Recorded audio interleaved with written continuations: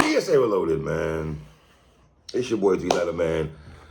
Subscribe to the channel, man. Follow me on Twitter, Instagram. Y'all see where to follow your boy at. Hit the like button also. I appreciate that. Y'all see the title of this one, man. Let's talk about it, man. We're talking Hassan, Campbell, and Doggie Diamonds.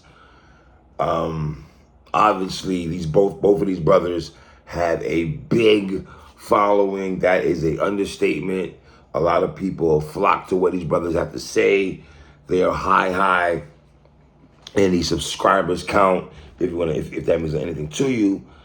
Me personally, I have a cool relationship with Doggie Diamonds. He's always been good to me. I go back to Wednesday nights at the DTF radio. I think it was Wednesday nights, right? 7 to 9, 7 to 10. Him and Coco and everything like that. So I'm very familiar with Doggie Diamonds. One of the few guys that gave me interviews early back in 2014 when it was PSA radio with me and my guy Campbell at the time. So me and Doggie had always had a great relationship. I was just on Restore Order on Monday night, and we were talking about guys that was outside early with the camera, the Brad Brothers of the world. And I brought up Doggie Diamond's name because I remember, I was talking about big Doggie Diamonds, not slim, healthy Doggie Diamonds, respectfully. But I remember when Doggie Diamonds was outside capturing battle rap interviews and everything like that, and him going to events and stuff like that. So Doggie Diamonds is a real good dude, number one. Hassan Campbell, obviously I have no relationship with that guy at all. I do watch some of the stuff he says that he talks about, depending what I see is trending or what's being spoken about on social media. I'll check him out. I think at times, the brother's a very intelligent brother, number one. You know what I'm saying? And certain things he says, I can rock with. Some things I can't rock with. And I can say that about a lot of people. I can say the same thing about Doggie Diamonds. I can like hip-hop. You can like an artist. I can like an artist. Or I don't like artists. And we can still coexist, right?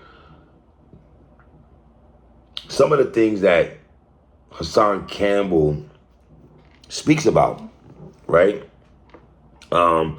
Obviously, he goes into, views. He's trying to always let you know there's 7,000 people in here, jewelry, and how people are jealous of him. And that might be true to an extent. Me personally, I have no reason to be jealous of no man. Well, this back and forth was, some people are saying it was bound to happen. I don't, how do you determine it was bound to happen though? Like, these two brothers have did segments before together, so I don't really see how people saying this was bound to happen. I just feel that Hassan Campbell said he's 46 years old, and I just feel at 46 years old, you still trying to live the tough guy life is kind of weird to me. But then again, I don't live your life, number one, and I understand I'm not, I didn't live the life you live, number one. I wasn't locked up in Rikers. I wasn't in C4 block. I wasn't beating up people for the jack on the phone. I wasn't in Bronx River projects, catching the fair one with people. I wasn't my bop. So if you want to go in that bag, Hassan, that's you right there. But here's the thing, Hassan. With all the views and subscribers that you have and the following that you have, brother, what you got, like 453,000 subscribers? I salute you on that, King. But with all that, you're not happy. You're not happy.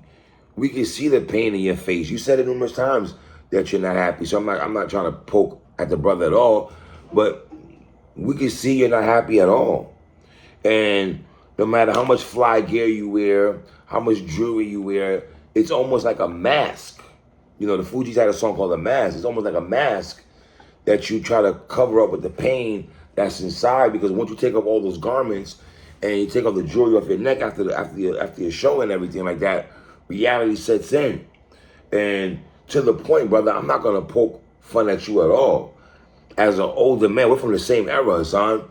So from one black man to another, I almost feel sorry for you, King. I almost feel sorry for you. I can see the pain in your eyes. I can see the hurt in your eyes. We all know the story. I'm not here to poke fun at you at all, because I believe you're still dealing with trauma, with heavy trauma, in fact. And I wish somebody would talk to you. I wish you had a homie you could talk to. I remember I saw your academic show talking about when he was crying and everything, about Jay Prince and Takeoff and everything. And you started crying and stuff like that. And when I saw that, I was like, wow, that's very emotional. And even when you talk, you always try to sound like you're mad at the world, and you still want to show us that, you're not the one and not to be played with and not to be effed with. And it's weird at 46, bro. We're supposed to be chilling. We're not supposed to have all that anger and energy that we're going to box up the world and just go on and say, like, you're mad upon the world. Like, that don't make no sense to me, bro. You say yourself, you have kids in college. So I salute you, number one, for being a father and taking care of your kids and making sure they have an education and not getting sucked into the lifestyle of the streets. So I salute you on that, black man. But besides that, bro, I don't know, man. Nas had a song, man. Nas had a lyric, man. What you base your happiness around material, women, and large paper, it means you're inferior, not major. And I feel like YouTube is your it works for you. Number one, you have a big following. It's almost therapeutic, I think, for you. Therapeutic. I think you not everything I feel needs to be said on social media. We do know your story with Bambaataa and everything like that. But there's a lot of trauma with Hassan Campbell. You could tell, man.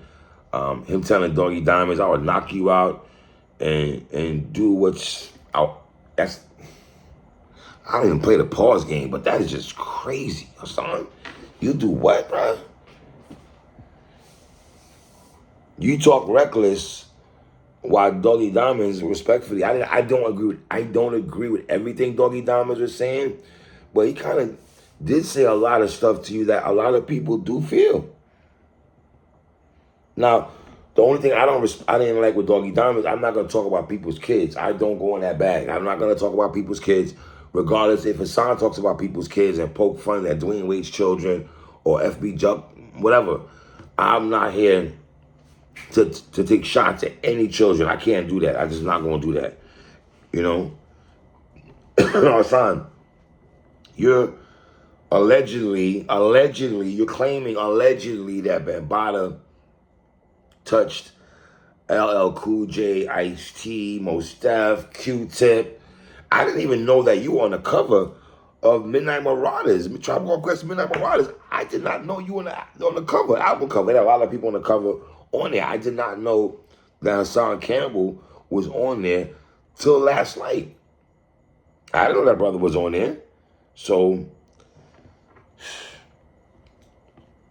I don't know, Hassan, even if you got more subscribers than Doggie Diamonds, we look at Doggie Diamonds in the hip-hop circle more of a legend than you, sir. I'm not saying you don't do things that you speak to the black youth, but to me it's like, is it Black Girl Lost or Shorty owe you for ice? Because in one breath, you're telling the young brothers to stop the violence on some KRS-One type ish. MC Light said, leave the guns and the knives at home. You be on that type of time. But then you want to go on camera and show us that you're tough or have the blicky on you and you'll go to the projects or you come 15 deep. I mean, at 47 years old, you still rolling 15 deep to establishments for an interview? Fam, I don't want to live like that at my age. I'm sorry. I don't want to have to roll 15 deep to an establishment because I'm thinking somebody's going to set it on me. Like, I don't know, man. And then I guess this is stemming from Whack 100 that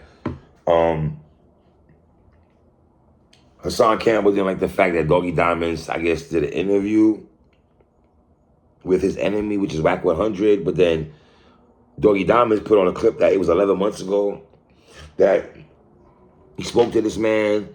And here's my thing. You think Whack 100 is not sitting there laughing at y'all like two New York dudes going at each other? Of course he's laughing at some West Coast dude laughing at y'all right now, respectfully. Now, when I say Doggie and Hassan, I really wish they didn't have to get to this deep from what I'm hearing from both these cats. But I don't know, son. Because you snuffed a couple people, bro, that doesn't make you official to us. Like, I don't know why dudes be acting like because they ran the jails or they snuffed people or 15 deep, that makes them official tissue. I don't look at dudes like that, bro. The toughest guy doesn't make you official to me. It doesn't mean you're a tough guy. Okay, you stand on your square and you set it on somebody if need be. But I don't know, son. It's almost like the R.I.P. Guru from Gangstar. He had this line said, "Son, you bore me with your war stories." Like, yeah, you bore me with your war stories. I don't want to hear your war stories, bro. Hey, even Drake had a line. You niggas hot to the little kids. You're not hot to me. Like, for real, bro. Like, you know.